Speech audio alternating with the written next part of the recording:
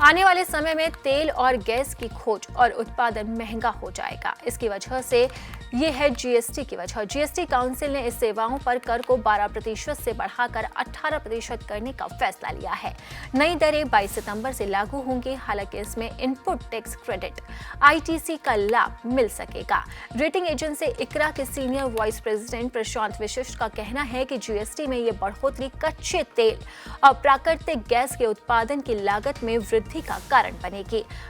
चूंकि कच्चा तेल और प्राकृतिक गैस जीएसटी के दायरे से बाहर है, इसलिए उत्पादन लागत में वृद्धि से करों का बोझ बढ़ जाएगा। उन्होंने बताया है कि अप्रैल 2025 से तेल और गैस की कीमतें वैश्विक आर्थिक चुनौतियों और ओपेक प्लस देशों द्वारा उत्पादन में कटौती की वजह से कम हो गई है, जिससे कंपनियों के मार्जिन में कमी आई है। मार्जिन में कमी के बाद उत्पादन की लागत में बढ़ोतरी उद्योग के लिए एक डबल झटका साबित होगी।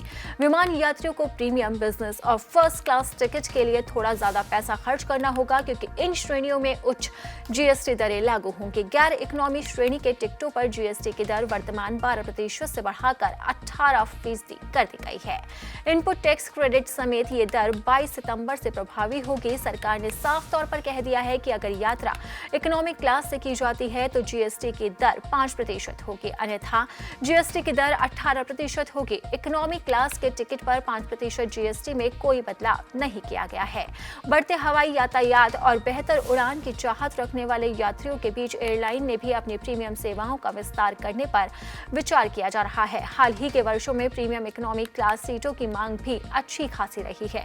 विशेषज्ञों का मानना है कि प्रीमियम हवाई टिकट पर अधिक जीएसटी लगने से ज्यादा यात्री इकोनॉमी क्लास में यात्रा करने के लिए प्रेरित हो सकते हैं। Travel firm Cox and Kings के निदेशक करण अग्रवाल ने कहा है कि प्रीमियम हवाई किराए पर उच्च जीएसटी से इकोनॉमी क्लास की कुछ मांग बढ़ सकती है, लेकिन इससे ऑपरेटर के लिए मूल्य आधारित प्रीमियम पेशकशों पर पुनर्विचार करने की गुंजाइश बनी रहती है।